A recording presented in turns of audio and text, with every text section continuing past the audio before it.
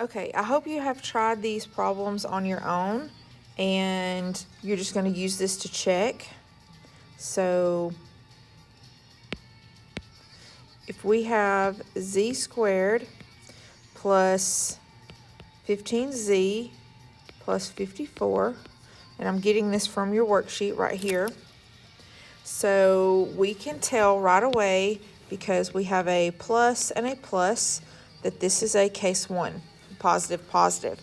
So what I'm going to do is, I'm going to go ahead and draw my brackets out here, and because this is a case 1, I know that both of my signs inside my parentheses here are positive. So I'm going to go ahead and add those. And it tells me that I need a pair of numbers that multiply and equal 54 and add to equal 15. So I can take 54 and write down all the multiples. So I got 1 and 54. I got 2 and 47. Then I've got 3 and 18. And let's see, that doesn't work.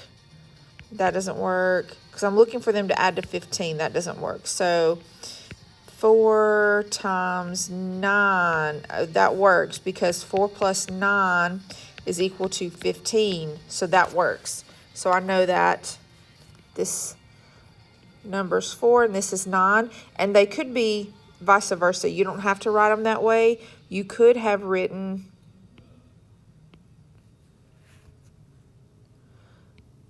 9 and then 4. It doesn't matter. So because I have a z squared here, I know that my first term in each has to be z. And so there is my answer. I'm all done. So that is the first problem. So pause here and attempt to do the next problem. And then when you feel like you've got the answer, then hit play and check your answer.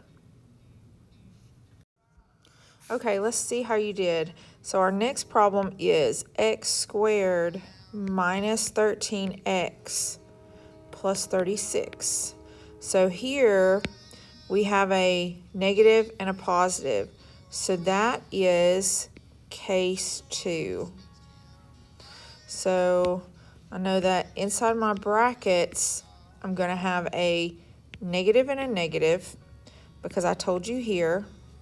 And I need the factors of 36, two numbers that multiply to get 36 and add to get 13. So the factors of 36, we've got 1 and 36, 2 and 18, 3 and 12,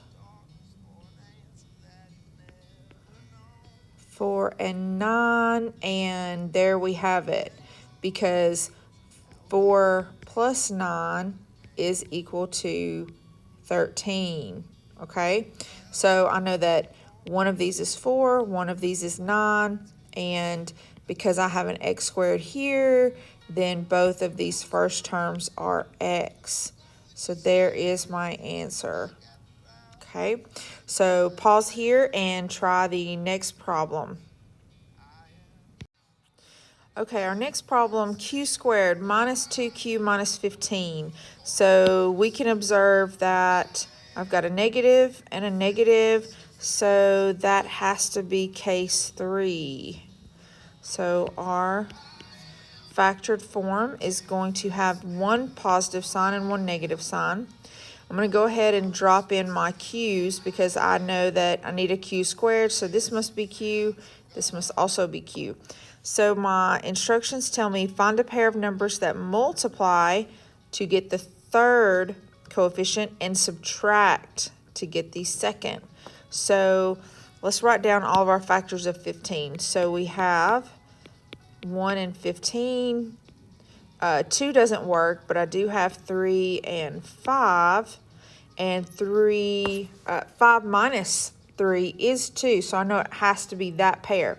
Now let's go and look at the instructions again.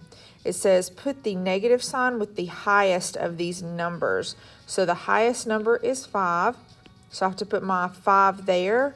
and my 3 there. So that is your answer for the third problem. Go ahead and try to work the next problem, which is on the back of this paper. And when you think you have it figured out, unpause the video and check your answer. Okay, so our next problem off the back side of this page is x squared plus 2x minus 15. So that is a case 4 because I have a positive and then a negative. So when I look at the instructions, it tells me that my brackets are going to have one positive sign, one negative sign.